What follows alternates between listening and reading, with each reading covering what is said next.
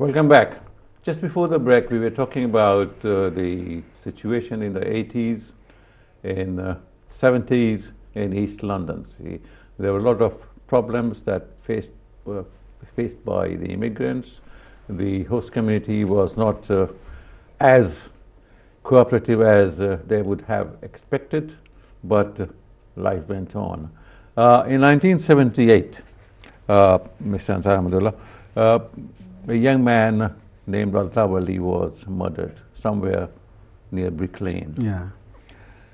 And people say, the historians, they say, you're part of it. They say that that was the turning point. See, with your back to the wall, the community said, we have had enough.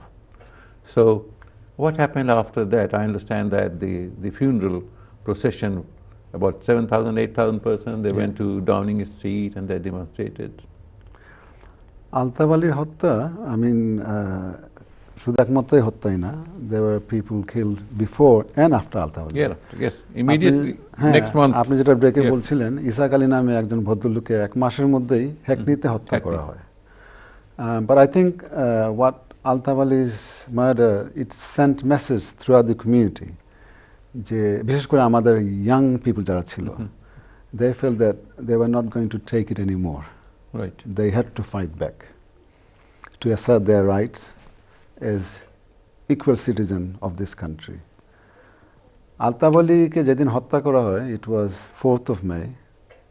It was the day of local election. এবং তখন এমনিতে heightened tension ছিল, কারণ National Front had put up a number of candidates at the election. Al-Tawali did we have our own candidates? No. 78 না, 78 না। আমাদের প্রথম elected কাউন্সিলররা 80 দশকে, প্রথম দুজন ছিলেন নুরুল হক সাহেব এবং লেবার পার্টির আশিক আলী সাহেব। They were the first elected councillor. আল-তাওয়ালি উনি তখন হ্যান্ডবেল স্ট্রিট একটা ফ্যাক্টরিতে কাজ করতেন, এবং তখনকার দিনে কিন্তু এই আজকের ব্রিক লেনের মতন ছিল না। তখনকার দিনে এই এলাকায় প্রচুর আপনার ছিল ক্লোদিং এবং লেদার ফ্যাক্টরি। মালিকরা মূলত ছিল জুইশ বা সাদা, কিছু কিছু ছিল ইন্ডিয়ান, টার্কিশ, পাকিস্তানি, কিন্তু যারা কাজ করতো এরা সবাই ছিল বাঙালি, যারা মেশিনিস্ট হিসেবে কাজ করতো, কাটার হিসেবে কাজ করতো। তো আল-তাওয়ালি was one such person. He was a machinist. উনি একটা লেদার ফ্যাক্টরিতে কাজ করতেন হ্যান্ডবেল স্ট্রিটে, এবং উনি ওই কাজ শেষ করার পরে বিকেল 7টায় হি ওয়াজ গোয়িং হোম। উনি ওয়াপিংয়ে থাকতেন। তো উনি ব্রিকলেন হয়ে আল-তাওয়ালি পার্কে ঢুকে ওই পার্শ্ববর্তী রাস্তায় অ্যাডলার স্ট্রিট, ওইখানে যাওয়ার সাথে সাথেই তাকে 3-4 জনের একটি দল তারা হামলা করে। Was Al-Tawali's Al-Tawali Park's previous name was Mary's Park or something? Saint Mary's garden. হ্যাঁ, আমি ওখানে আসছি একটু পরে। তো আল-তাওয়ালিকে তারা ওই ছুরি দিয়ে আক্রমণ করে, and he somehow managed to struggle himself, and he took himself to the bus stop on Whitechapel Road. He was picked up from there by ambulance and he was rushed to Royal London Hospital, এবং তাকে ডাক্তাররা রাতে 9টায় they pronounced him dead. আল-তাওয়ালির এই হত্যাকাণ্ডটি, যেটা আমি আগে বললাম, I think it was a awakening call for the community. It was a turning point, as you said. যে এখানে আমাদেরকে থাকতে হলে, ওই যে বাঁচার মতন থাকতে হবে, we have to fight for our rights, we have to face up to all challenges, we cannot simply ignore racism and not deal with it. এবং I think at the forefront were the young people, of course with the support of our elders, and a number of youth groups were formed at the time. What was the population? Sorry, what was the population of the youth group? I mean, the age. হ্যাঁ, আমি যাদের কথা বলছি, they were in their 20s. হ্যাঁ, এরা অনেকে মনে করেন এই দেশে they came at the age of 14, 15, 16, 17, 18, and they were in their early 20s. They're all working in the factories. So Al-Tawali was a symbolic portrayal of the entire community, more or less.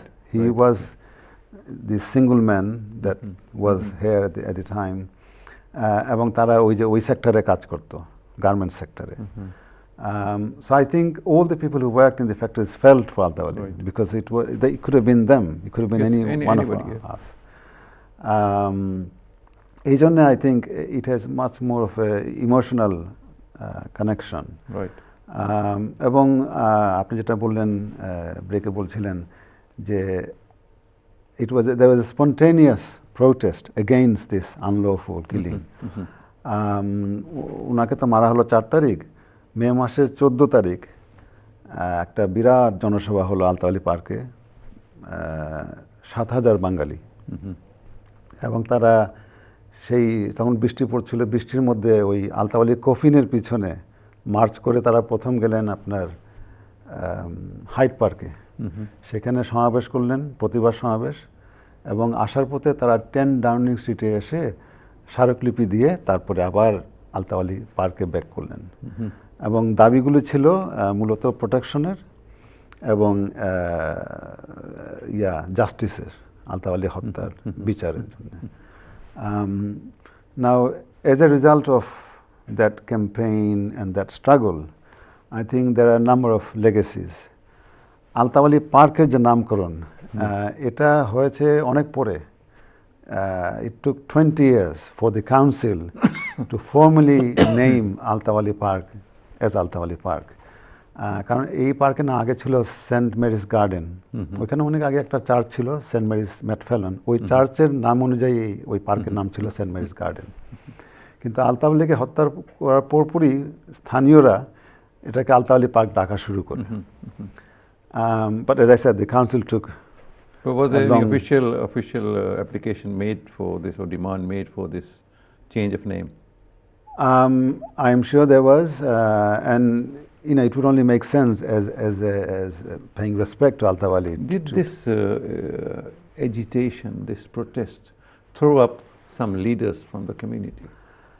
Of course, some of the leaders that we know today, some of the elected members that we know today, they were all very much involved in 78.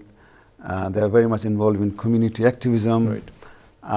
And they are the one that started some of the youth groups and spearheaded the movement. Right. অনেকগুলি youth group ছিল এলাকাতে। আমি কয়েকটা নাম বলতে পারি, if you want me to. No, I don't mind. There was the Bangladesh Youth Movement, Bangladesh Youth Front, Bangladesh Youth League, Youth Association, এবং PYO. এদের নেতৃত্বেই মূলত I think the anti-racist struggle was led with the support of elders, Bangladesh Welfare Association, Brick Lane Masjid, এবং অন্য সম্প্রদায়ের মানুষজন। So other Asians, other communities from, say, Hackney, from Newham,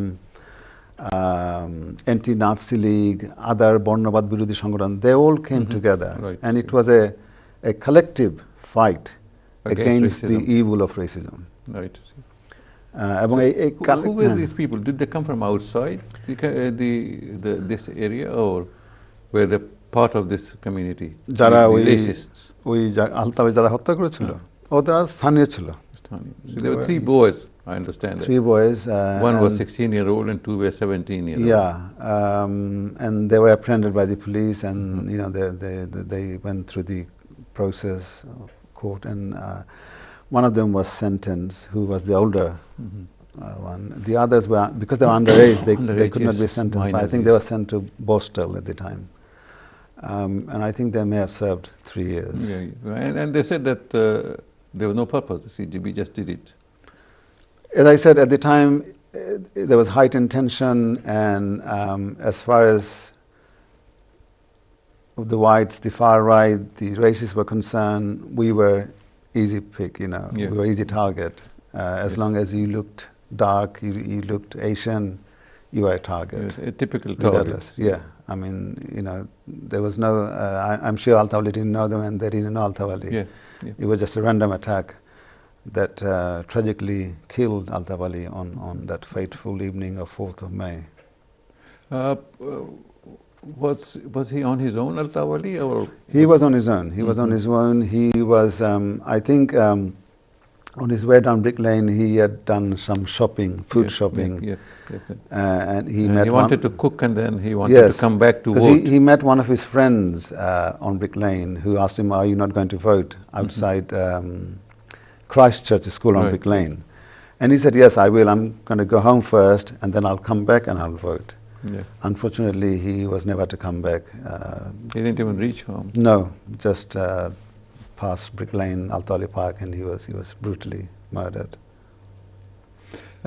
You mentioned passing reference about the other communities that they did come together with you to fight this monster of racism. Yeah, it's because who were these communities? I mean, the Pakistanis, Indians, Turkish. Everybody, because at the time it wasn't just the people of East London who were facing prejudice and racism. Right.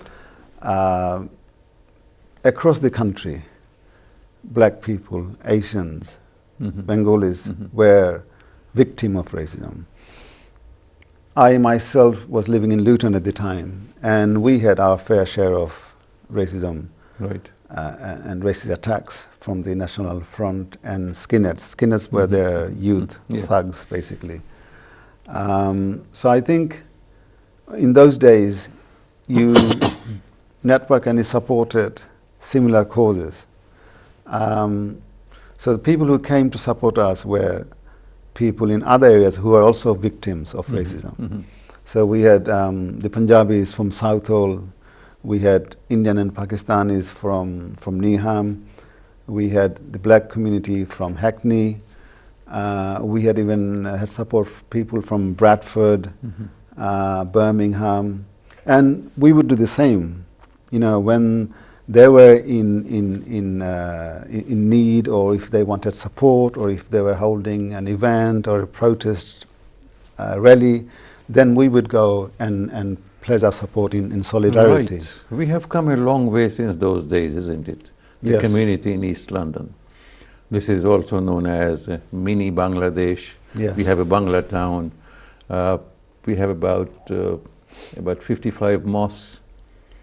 And might I add, which I also had asked the previous mayor, why do we have so many betting shops? Okay. And he said it is business. Of course, it is. So this is a thriving community now. I mean, looking back, yes, there were bad days for us, you see. But then there was silver shining, and we made it, and we are part of the community. We have had elections, we have had our councillors, we have had our mayors, and now we have our MPs.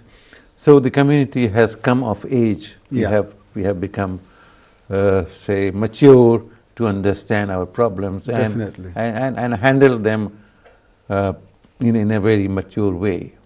Definitely. But do you think that the elders of the community have played a vital role in this? Of course, without them we wouldn't be here. Right.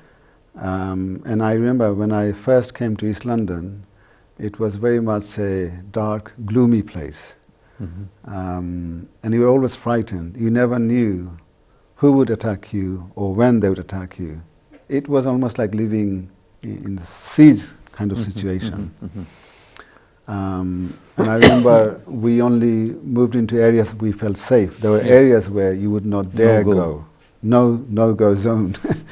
But today, of course, it's very much a vibrant place with Bengalis almost everywhere.